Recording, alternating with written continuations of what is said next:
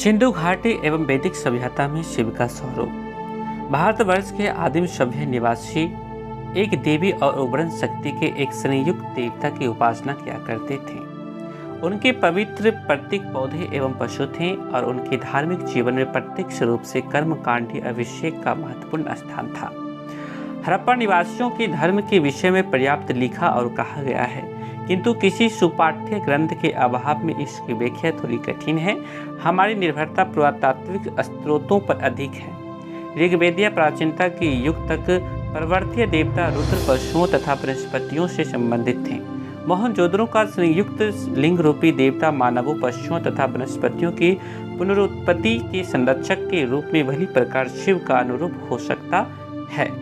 इस रूप में वे पशुपति कहलाते हैं और दक्षिण भारत में बहुधा चतुर्भुज मानव की आकृति में उन्हें प्रदर्शित किया गया है, जिसमें एक हाथ आशीर्वादात्मक मुद्रा में और दूसरे उन्मुक्त है, मानो वे कोई वरदान दे रहे हों। तीसरे हाथ में एक कुल्हाड़ी और चतुर्थ कर की अंगुलियों में से एक छोटा मृग उछल रहा है।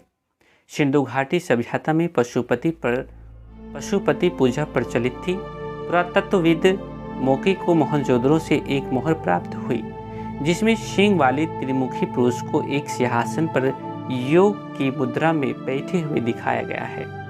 उसके दाहिने तरफ एक हाथी एवं बाघ और बाईं तरफ एक गेंडा तथा एक भैंस खड़े हुए दिखलाए गए हैं, जिसमें से एक खंडित अवस्था में है।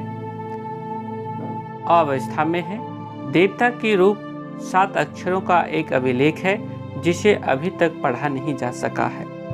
जॉन मार्शल ने इसे शिव का आदि रूप कहा है, परंतु इतिहासकार एच.सी. रायचौधरी इससे सहमत नहीं है।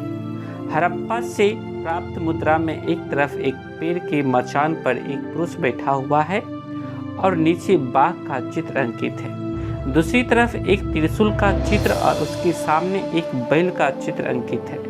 इस आकृति को भी शिव का रूप माना गया है। भारतीय अध्यात्म इतिहास का साहित्य के पुरातन स्रोत खोजा जाए तो हमारी वापसी यात्रा वेदों के निकट जाकर रुक जाती है। वेदों में सबसे प्राचीन ग्रंथ ऋग्वेद है। ऋग्वेद, यजुर्वेद, सामवेद और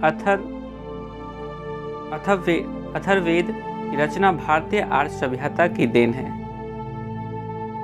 अथर्ववेद की रचना भारतीय आर्य सभ्यता की देन है। ऐसा कहा जाता है कि आर्य भारत के मूल निवासी नहीं थे। भारतवर्ष में मूल निवासियों के रूप में द्रविड़, मंगोल, ऑस्ट्रियाई लोगों का नाम आता है। भारत के मूल निवासी जंगलों से जुड़े थे। आर्यों के भारत निवासी होने के बाद या उनके आगमन के उपरांत भारतीय मूल निवासियों को अनार्य कहा गया है। यह तो स्पष्ट ही है कि भारत में आर्य और अनार्य 2 सभ्यताएं पनपी थी। आर्य का अर्थ सुसंस्कृत और अनार्य का अर्थ असभ्य माना जाता रहा है। हम अगर मानव सभ्यता के प्रारंभ में पूजा के आरंभिक कारणों की खोज करने का प्रयास करें तो पाएंगे कि मनुष्य को प्रकृति के जो तत्व लाभ देते थे उनकी उपासना आरंभ हुई। प्रकृति के वे तत्व जो मनुष्य को तंग और दुखी करते थे, उनसे रक्षा की प्रार्थना आरंभ हुई। इस तरह ऋग्वेद में रुद्र को झंझावात, वज्रपात, महामारी आदि से संबंध माना गया है। वे मृत्यु के देवता हैं, मृत आत्माओं के सरदार, भिषजों में सर्वश्रेष्ठ और मरुतों के पिता आदि माने गए हैं।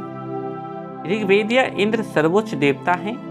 विष्णु और रुद्र ऋग्वेद में मध्यम श्रेणी के देवता हैं। रुद्र की स्तुति में केवल 3 पूर्ण श्रुत कहे गए हैं।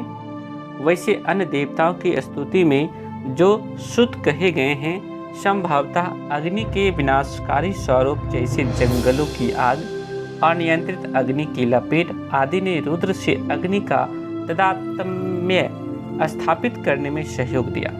विष्णु भी ऋग्वेद में मध्य श्रेणी के देवता हैं। ऋग्वेद में विष्णु पर कुल 5 सूत्र लिखे गए हैं। हालांकि अन्य देवताओं की स्तुति के साथ अन्यत्र भी विष्णु के नाम आए हैं। ऋग्वेद के रुद्र भारतीय मूल निवासियों के पशुपति शिव ही थे। ऋग्वेदीय रुद्र अथर्ववेद में सर्वोच्च देवता हो गए हैं। इन्हें अथर्ववेद में शिव शंभु की महिमा से मंडित किया गया है। प्रारंभिक वेद के रुद्र चतुर्वेद में शिव हो गए।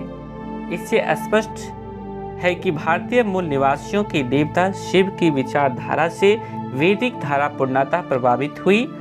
अथर्ववेद में शिव को भागवत भी कहा गया है। शिव का स्वरूप दर्शाता है कि वे वन्य जातियों से जुड़े रहे हैं। शिव से जुड़ी भारतीय मूल धारा यह मानती थी कि सीधे प्रकृति के मूल स्रोत उस रहस्यमयी शक्ति और रहस्यमय मूल शक्ति संचालक की खोज की जाए। शिव ने विभिन्न देवताओं प्रकृति की प्रत्येक शक्तियों से संबंध को छोड़कर मूल स्रोत की ओर चलने की प्रेरणा दी। यही विधा भारतीय प्राचीन आगम है। आगम के प्रतिपाद विषय को तंत्र कहा गया। यह शिव का ही प्रभाव है कि वैदिक देवता इंद्र, अग्नि, वरुण, शिव आदि की पूजा गौण होती चली आई है। वेदों ने कर्म कांड की प्रधानता दी और शिवागमों ने प्रेम भक्ति के बीज बोए। यह निर्विवाद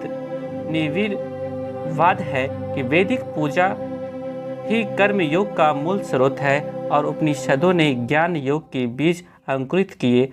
यह एक मान्यता है कि प्राचीन भारत में भक्ति मार्ग की धारा प्रवाहित थी। इसका मुख्य संदेश मोहनजोदड़ो और हड़प्पा के अवशेषों से मिलता है। अथर्ववेद में भी भक्ति धारा का प्रभाव मिलता है। भक्ति योग आगमिक धारा का प्रभाव है। आगमों की तरह भक्ति मार्ग ने भी वर्ग, जाति, समुदाय आदि के बंधनों को मान्यता नहीं दी। शिव ने जीव मात्र को शिव होने की अधिकारी माना। प्रेम और भक्ति प्रत्येक मनुष्य के जन्मजात स्वाभाविक गुण हैं और वह अपने तथा अपनों से स्वतः प्रेम करता है। शिव ने मनुष्य के सहज प्राप्त प्रेम शास्त्रों का प्रयोग जगत जननी और जगत पिता से एकमिक होने के लिए करने को प्रेरित किया। प्रेम उत्पन्न करने के लिए किसी विशेष कर्म की आवश्यकता नहीं मानी जाती है। अतएव शिव के द्वारा दिया गया मार्ग जन जन के लिए सुलभ हुआ। मनुष्य होने के कारण ही उसे शिव होने का अधिकार है। इसमें जाति, वर्ग, समुदाय और धर्म बाधक नहीं हो सकते।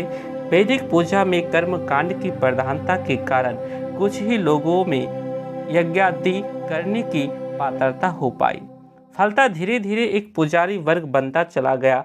कालांतर में सामाजिक प्रतिष्ठा एवं सुविधा के स्वाभाविक आकर्षण के कारण कर्मकांड की पात्रता नहीं रहने पर भी जन्म के आधार पर अपात्र भी उक्त वर्ग में सम्मिलित होते गए। कुछ भी हो, भारतीय सामाजिक व्यवस्था में आध्यात्मिकता के धरातल पर एक वर्ग के निर्माण से वैदिक परंपरा को अछूता नहीं माना जा सकता। शिव द्वारा उपदिष्ट आगमिक तांत्रिक धारा ने प्रेम भक्ति के सूत्रों में जन जन को पिरोते हुए जगत जननी और जगत पिता से एकमिक होने का आह्वान किया। आगमिक और तांत्रिक धारा मानव का धर्म है और धर्मनिरपेक्ष है। भाई बहन सभी को मेरा प्रणाम। ऐसे ही वीडियो के लिए YouTube पे हमारे चैनल को सब्सक्राइब एंड लाइक